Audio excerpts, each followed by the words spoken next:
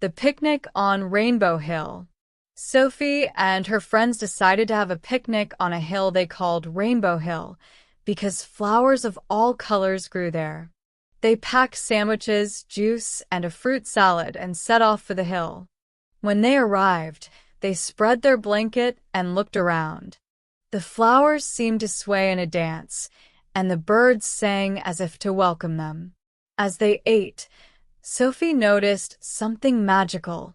A rainbow appeared right in front of them, arching across the sky. They all gasped and stared in awe.